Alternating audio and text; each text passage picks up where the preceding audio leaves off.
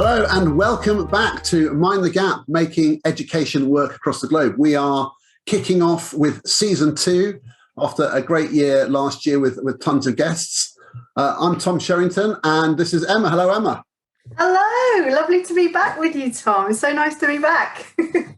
I'm absolutely delighted that we're kicking off season 2 with Nimish Lad, who's come to join us, a man of many talents. But we're going to be talking to him a lot tonight about his new book, which is based around Shimamura's MARGE model. So welcome, Nimish. Do you want to tell people a little bit about your kind of educational journey to here, what you do? Oh gosh, yes, it is quite a journey. I'm a curriculum research lead at an educational trust across the Midlands in the UK. We have 11 secondary schools within that trust and about 5 primaries with a couple of juniors and infant schools mixed in there as well. The work I do with them 3 days a week is around curriculum and research and how research-informed pedagogy can inform curriculum thinking, which is such a wonderful job to have and such wonderful conversations to have as well. As part of my role, the other days of the week, I work as a vice principal for curriculum assessment within a school, Wren School in Wellingborough, which is actually the school I went to as a pupil. So it's a really exciting thing to work in that same community, to work with the same parents and the same sort of stakeholders that you would do when I was a child. So exciting to work in this climate, and especially at this time. But yeah, a varied journey, an exciting journey, but just a great profession, such a great thing to do. Well, that's great. We're really thrilled. And I've had the real pleasure of working with you on this book that we're going to talk about. But I'm going to start with something else, if you don't mind, because I just think it's worth, because the reason why I asked you to do it, which is that I met you at a research ed event, and you're on the stage, and there was some whole gag going on about your cooking, and you're on the stage with some sort of big hitters, and it was just fantastic. And I just saw you and heard you speaking and everything. So I just thought you sounded like someone who's just a brilliant communicator about education and really passionate about it, and that really came across to me. But we also, I think all 3 of us were recently at Research Ed in London. Indeed, we were. What's your feeling about that? Why do you get involved with those sort of things in your own time at the weekends and stuff? Why do you do all of that? I think it's so important for us to hear other voices within the profession. I think part of what can happen when you're working by yourself on areas and you're trying to develop your own expertise is quite often you're getting this closed door sort of thinking and working in your own little silo. And I think part of the power of a movement like Research Ed, which I find so invigorating and so inspiring, is the ability to be able to work together in communities and to think in different ways and have your own thought processes challenged, but also have some of them confirmed, because sometimes you're on track to do something and you're thinking, I don't know whether this is still the right thing to do. I haven't reaped the rewards of this yet. Is that just because I'm not doing it right? Is it because it is the wrong thing to do? And then you hear how someone else is doing that and you're thinking, do you know what? That's great. It's just small little tweaks. It's just those refinements I need to make to take things further. And it's great to have that collaborative spirit and that collaborative atmosphere that comes from a research ed and such a wide range of voices. It's great to hear from people that have left the profession and get to work in schools in different ways, left direct classroom practice in that way. It's great to hear from CEOs of trust and to hear the sort of things that they're working on and some of the thoughts they have. But also it's great to hear from classroom teachers, and their voice is championed at these events too. And it was so wonderful to see so many of them at the research ed that we were at recently and go and speak to those people in person about what they're doing. Yeah, it's great. And so for me, I think you're just like, I don't know, the whole sort of the way you combine the reading and the thinking and the sharing of ideas with the fact that you're doing it in the job is brilliant. So look, let's talk about Marge. Let's have to do a little book show. Look, come on, I've got mine. I've got lots of these, and I'm in the privileged position of just saying, "Hey, do you want to write a book?" And then just say, "Off you go, then." And I don't have to do anything until it's finished. And I just sort of say, maybe this or that, but it's really great. So let's just give you the kind of open book question for people who've never heard of Marge or Arthur Shimamura. What's it all about? So MARGE is a model of learning. It's a holistic approach to the learning process. And I was really lucky to speak to Professor Shimamura last year, unfortunately before he passed away in October. And it was really nice to unpick his thinking around this model of learning that he put together. He's a scientist, a neuroscientist. He did many sort of experiments and thinking behind how people actually remember information, retain information over periods of time. And I think one of the things that he spent a lot of time talking to me about was how he used that information and matched it with ideas around cognitive science, which he was also passionate about, to come up with this idea of the link between neuroscience, the biology of what's happening in the brain, and cognitive science. So our theories of cognition. And what came out of that was MARGE. So MARGE is an acronym, spells out the letters MARGE, which stand for motivate, attend, relate, generate, and evaluate. And essentially, it's his idea of what students go through when they are trying to take in information and learn as part of a wider model. So not just focused on actually what is the process with how knowledge actually binds together, but actually, or binds to what is already known, but actually how do we motivate students to get to that position, to make that happen easier? How do we actually draw attention to the right information? How do we actually relate information that we're being given to our own knowledge base? How do we maximize that process? How do we get students to generate new information and therefore potentially improving their memory? And how do we get students to evaluate what they've learned? And one of the things I was really taken aback by within his paper was the idea of how MARGE can be used to really refine the quality of some of the learning aids that we use, and how it can be used to completely affect the design of them. And while sometimes we might be thinking, well, this isn't having the effect that we want it to be having, MARGE can provide a framework to actually do that. So it's such a powerful way of thinking about the learning process. But actually, in many ways, it is that gateway into further thinking about how human cognition works and how students learn. I absolutely loved reading it, Nimish. And do you know what I really liked about one bit of it? Because obviously you've got all of the overview from your experience in secondary, but you'd spoken to so many people from primary, from early years, to really sort of put those examples in, that this was not just for a particular phase in the sector, this was for everybody.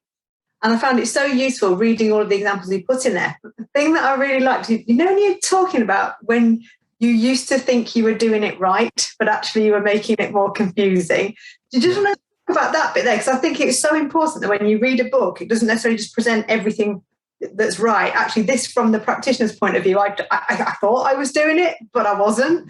Do you want to just kind of expand on that bit for everybody?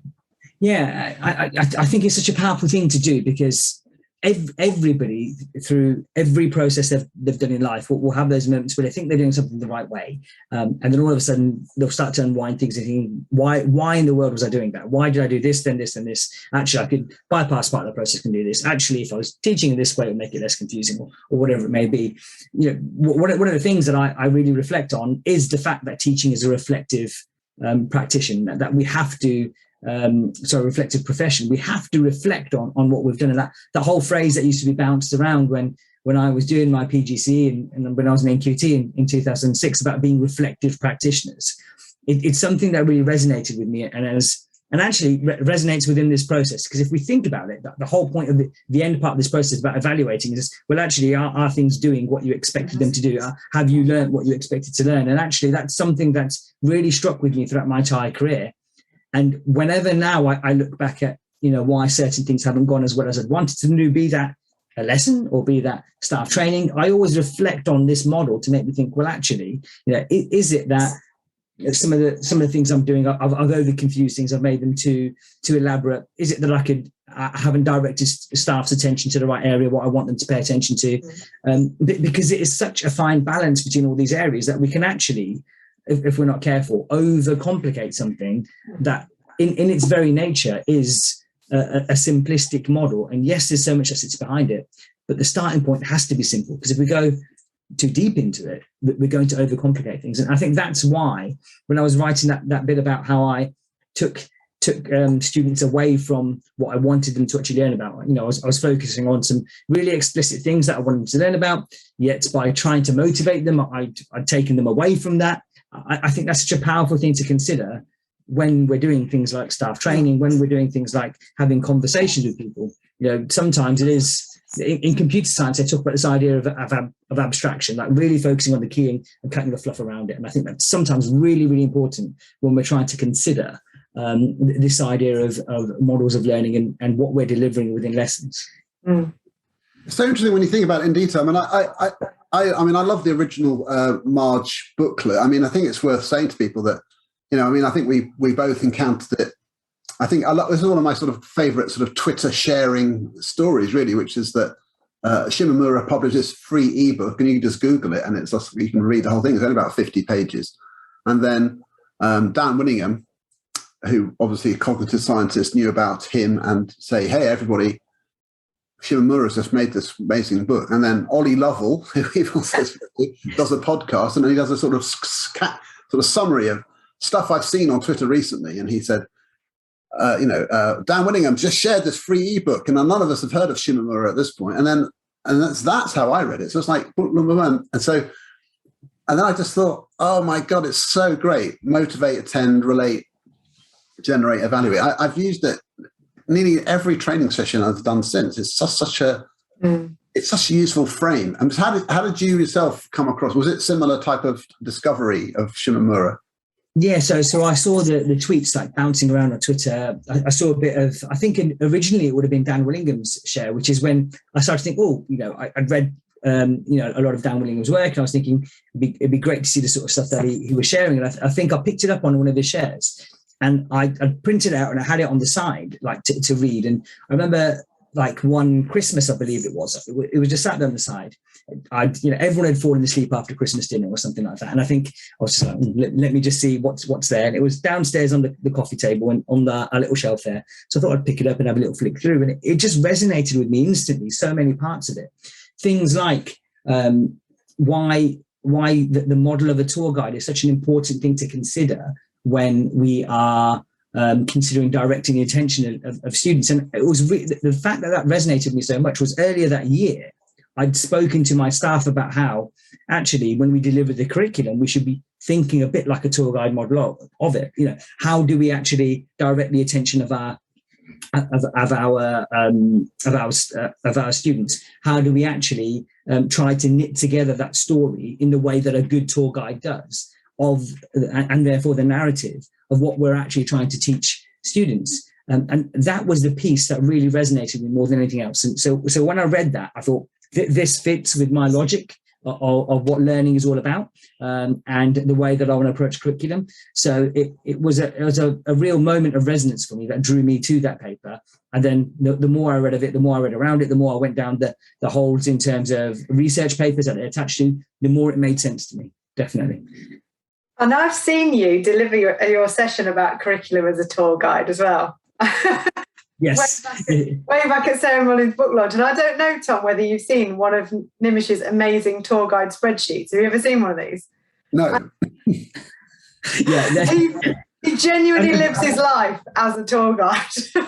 I don't get the chance to obviously do so many of those right now in the world that we're actually in. But I am itching to actually put one of those back together when I get to go abroad. Saying that, for the summer, I did put a spreadsheet together to say week by week what had to be done.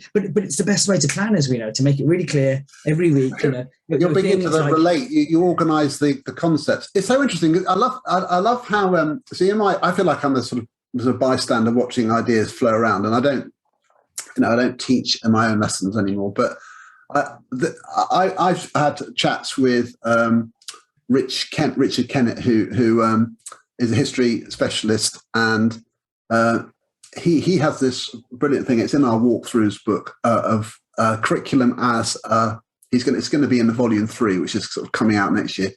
Curriculum as a museum, as a metaphor. It's really great. So he basically sort of talks about how you've got to decide what the theme of a museum is. Like it's a museum about something, but then you choose what all the rooms focus on. So you don't just have a mishmash. Each room has a focus, but then within each room, you need to select the artifacts which convey the message, and you have to be selective. You can't just chuck a load of stuff in there and hope people make sense of it. A good museum will have sometimes quite a small selection, but very well chosen things which draw you in, tell a story, and then there's a suggested route around the museum, even though there are other ways that you can sometimes just meander. So it's like, that to me sounds just like what you're talking about. And that's what Claire Seeley says in the research. Yes. She talks about a carefully curated introduction to the world, and that it's about that curation, isn't it? About it's your museum rooms or your tour guide or whatever it is. It's that the importance of curation. I digress. I think you've seen, Emma, the presentation where I talk about my daughter, where I took her around Harry Potter, which I reference in the book. That as I took her around Harry Potter studios, that's where things really started to click for me. That sense that actually, if you clearly direct someone's attention and you take them through the narrative, things will start to make sense. You know, if I can talk to a 4-year-old about the difference between practical effects and CGI, and why one is more preferable than another in terms of her own preference, there's a magical power in that shows the power of actually that model of thinking about curriculum. And therefore it's been transformative in our own thinking at my own school about what curriculum should actually be like. Yeah, and I like the way in the book as well you talk about how to carry that thinking on through partnerships at home as well, and about revamping homework to fit in with this model as well. And for people who haven't read it or don't know what it's about, I think it'd be really interesting if you explain that kind of homeschool link about how you use the MARGE model beyond the school gate as well. Yeah, so one of the areas that Shimamura talks about is the idea of elaborative interrogation, or the idea of elaborating on what you know. And one of my greatest frustrations at the sort of time I was reading the paper, we were having our parents' evenings for year 11 and year 10, and I'd always sort of open the parents' evening conversation in some sort of way. You know, how much do you talk about science at home, or how much do you talk about maths at home? And students would always say, yeah, a bit, and then the parents would say, no, nothing. And actually, it made me think: are we actually providing the service we need for the parents, where the parents can have conversations with the students? And actually, for the students, are we actually motivating them to have the conversations with their parents and showing them the benefits of actually talking about subjects at home? So it's about skilling people up and tooling people up, essentially, was the idea. So it was the whole idea of essentially just putting together a series of 4 or 5 questions on certain topic areas where they could just literally have a discussion at the dinner table about a specific area. And what that meant is that students are constantly going through that process of rehearsal over certain key topics. And by talking about it at home and having a tool to compare it to check that it's right, parents could really engage in conversations with their students about learning, but also it's a key part of the learning process. It's part of that whole relate, generate, evaluate cycle that Shimamura talks about. And I love the way that is talked about within the paper, about if you talk about it and if you think about it, you're more likely to remember it. So let's find a way to make that happen at home. And it was such a powerful thing to read that. It really made me think I need to refine how we do that. Where it all came from, though, really was my sister and her group of friends all were studying A-level physics. Unfortunately, I didn't get to teach her for A-level physics, but what she'd randomly do to me every now and again was just send me a message about an A-level physics topic, and it was completely out of nowhere. And I have no idea why she's sending me a message about why linear accelerators work in a certain way, or why cyclic accelerators work in a certain way. And so I'd get this message at like 9:30 at night thinking, what is this all about? And what she was saying, well, if I think about it and I write about it, I'm more likely to remember it. And I thought, there we go. That's exactly what it's about. And I thought, well, I can tap into this and use this idea, therefore, within my own practice. That's so funny. It's like when we last, in our season 1, we introduced Patrice Bain from her home in the US, and she was talking about how, as a primary principal, when she discovered retrieval practice, her parents were thanking her for helping them to support their children, because they had something they could do, like quizzing my students is making them better at learning. And I don't even have to be an expert, because you've given me the resources to quiz them from. And it also engages me in knowing what they're learning about. So rather than this horrible conversation that parents have, which is, what did you do at school today? Nothing. Have you got any homework? No. It's like, here's a thing which comes home to you by email. Hey, apparently you've been doing this topic. Let me ask you some questions. So it's brilliant. It's such a really obvious thing. I want to ask you something else now, though, because I feel like I want to just, because we could talk about the MARGE book. I could talk about it forever, but it's sort of, I just love the way you've taken the idea. It's just what's so good and developed it. So people might see, like, here, I'm going to show up the screen for people who are watching on the video, there's sort of tables where you've got at the back of each chapter. I've said this to you before. I actually reckon you could take the 5 backs of each chapter and just boom. It's kind of powerful summaries. And you do this thing of saying there are several things that you should do, what to focus on. But this is the bit I love. Be wary of. So it's really good to sort of say, it's not all sort of bosh, neat idea. It's here's a subtle idea, and don't stuff it up by doing this. And I'll give you an example to people listening. So in the chapter on motivate, how do we get students to focus their attention by motivating their brain to engage? Well, one of the things you use big picture questions. So when we're learning something, we're thinking, we've got a frame for this learning. It's not just random facts. We're trying to answer this big question, which motivates you to make connections. And you're saying, be wary of using narrow questions with simple answers, or using questions that are far too broad, forcing all kinds of topics in which don't naturally fit. And a second example, harness aesthetic questions, where you get students to say how they feel and what their perspective is, which motivates them to engage. But be wary of accepting the opinions of students over facts within the subject. The personal response should not allow you to guide future learning. The personal response should allow you to guide future learning rather than affect the value. And that's so important, isn't it? You have to be prepared to say, hey, that's a nice opinion, but actually you're wrong. Or, you know what I mean? But so that's subtle, isn't it? I think that's really, really interesting. So have you had a good response to that? Or is that how you feel that you're influencing your schools? Yes, I've had an amazing response to those tables, and lots of people have contacted me about it. And where it came from initially was some of the blogs that I wrote around Practice Perfect, a book by Doug Lemova and a few other wonderful people. And the idea is that when we're trying to put these things in place, you can get caught up in it really quickly. And what happens quite often, researchers talk about the idea of lethal mutations, and yes, they do happen. So what we need to be wary of is, this is the goal of what I'm trying to do with this specific strategy. What do I not want it to become? And therefore really draw lines around what we're doing. So, real clear lines of demarcation to say, well, yeah, it's not going to go that way. It's not going to go that way. It has to stay on this track. And it's not about having necessarily a narrow track. You've got to have space to allow it to grow and evolve and link with other parts of your practice.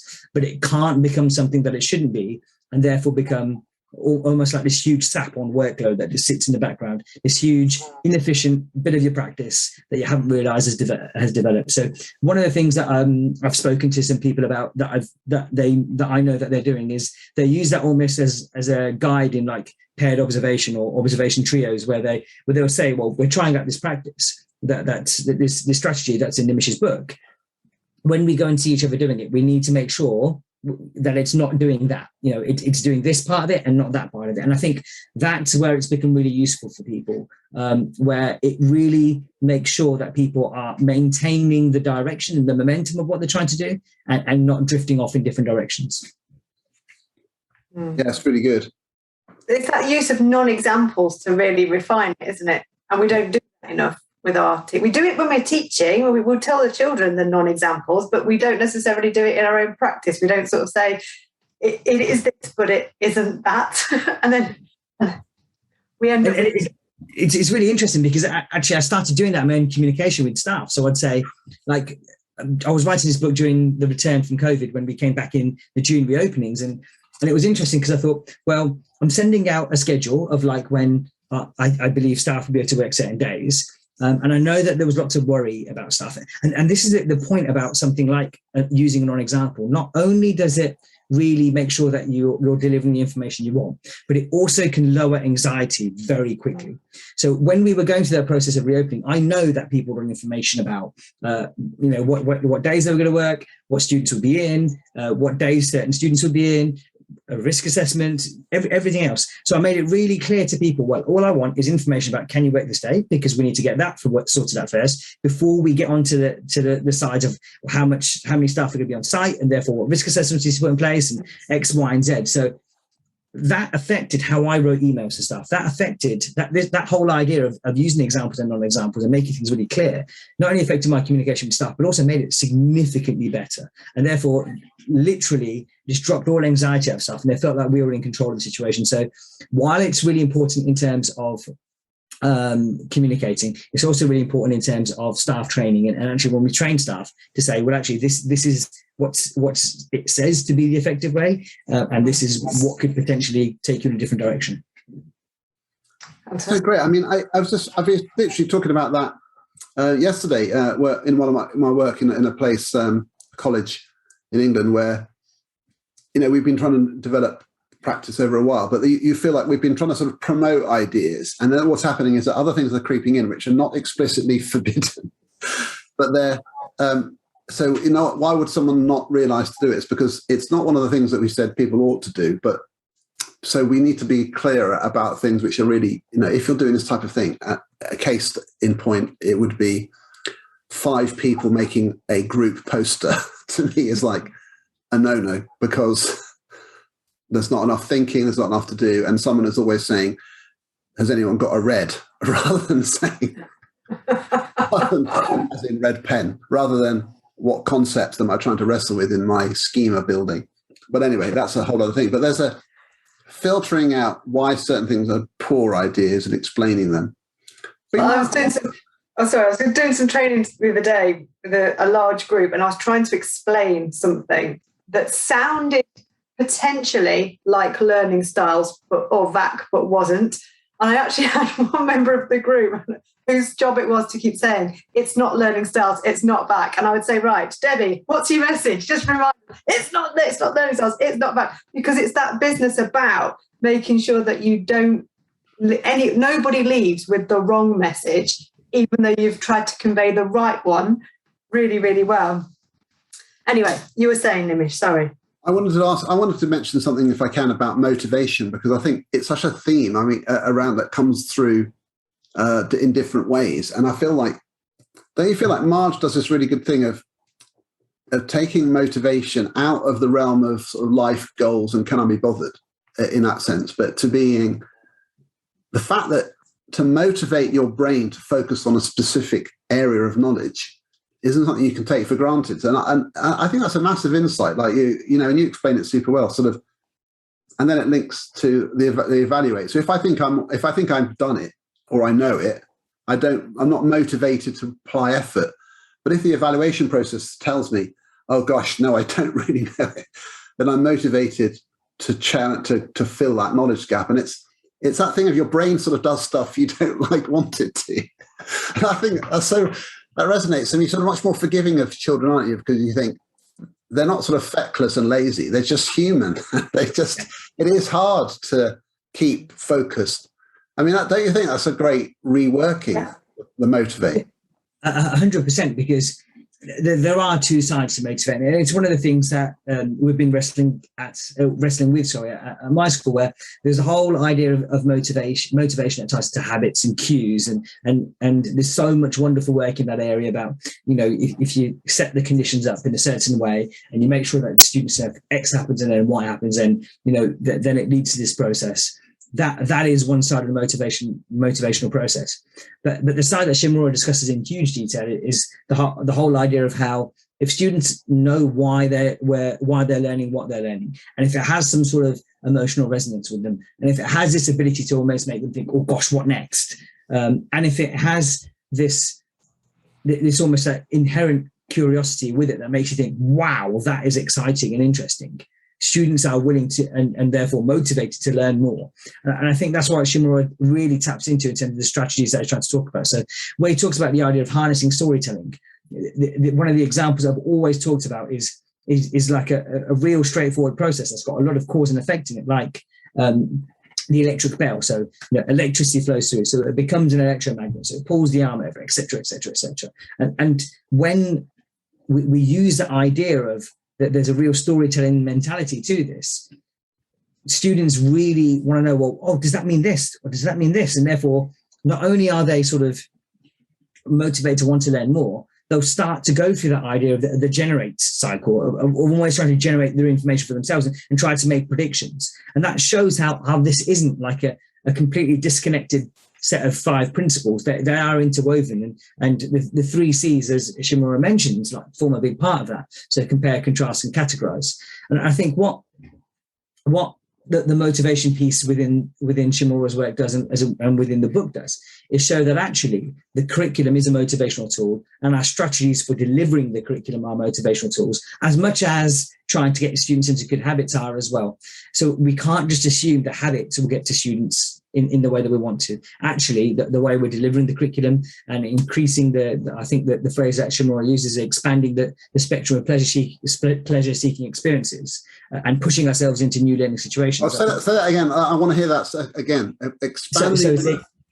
It says expanding the spectrum of pleasure-seeking experiences, I believe is what it says. I think that's such a great phrase. It really talks about. I think I have to say, I think I wanted to just leave that sort of hanging there, because I think that's kind of how we should sort of start wrapping up this episode. Yeah, it's such a great phrase. It really is. You've expanded the spectrum of pleasure-seeking experiences. Brilliant. Emma, do you want to? We've got one final question for. Yeah, it was kind of a question/comment, because when I was reading the motivation section, I was kind of like air punching, going, yes.